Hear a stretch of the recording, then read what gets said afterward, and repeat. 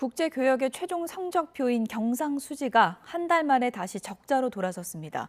상품 수지는 7개월 만에 흑자로 전환됐지만 외국인 투자자들에 대한 배당 지급이 많이 늘었기 때문으로 풀이됩니다. 취 기자 연결해서 내용 알아보겠습니다. 엄윤주 기자. 네, 한국은행입니다. 네, 지난 4월 성적표가 나온 건데요. 적자 규모가 어느 정도입니까? 네, 한국은행 자료를 보면 지난 4월 경상수지는 7억 9천만 달러 적자로 집계됐습니다. 지난 3월 간신히 2억 7천만 달러 흑자를 기록했는데 한 달 만에 적자로 돌아선 겁니다. 경상수지는 외국과 재화, 서비스를 사고 판 결과를 집계한 수치로 대표적인 대외 건전성 지표로 평가받습니다. 이 때문에 우리나라처럼 교역 규모가 큰 나라에선 더욱 중요한 내용입니다. 경상수지에서 가장 큰 비중을 차지하는 상품수지는 5억 8천만 달러 흑자를 기록했습니다. 지난해 9월 이후 7개월 만에 첫 흑자입니다.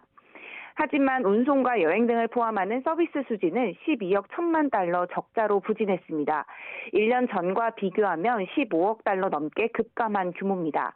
다만 적자폭은 지난 3월보다 다소 줄었습니다. 코로나19 관련 방역이 완화되면서 여행 수지도 적자 행진을 이어가고 있습니다. 적자가 날 수밖에 없는 계절적 요인도 작용했습니다. 4월에는 외국인 투자자에 대한 국내 기업의 배당급 지급이 집중됩니다. 이런 영향으로 우리 국민이 해외에서 번 돈에서 외국인이 우리나라에서 번 돈을 뺀 본원 소득 수지도 9천만 달러 적자를 보였습니다. 한국은행은 외국인 배당 지급이 많은 4월에는 보통 큰 폭의 적자가 기록될 수밖에 없는 상황에서 이번 경상수지 수치는 나름 선방한 것으로 평가했습니다. 이어 상품 수지와 서비스 수지가 점진적으로 개선 흐름을 보인다며 하반기엔 경상수지가 본격적으로 회복되면서 흑자 기조를 이어갈 것으로 내다봤습니다. 지금까지 한국은행에서 YTN 엄윤주입니다.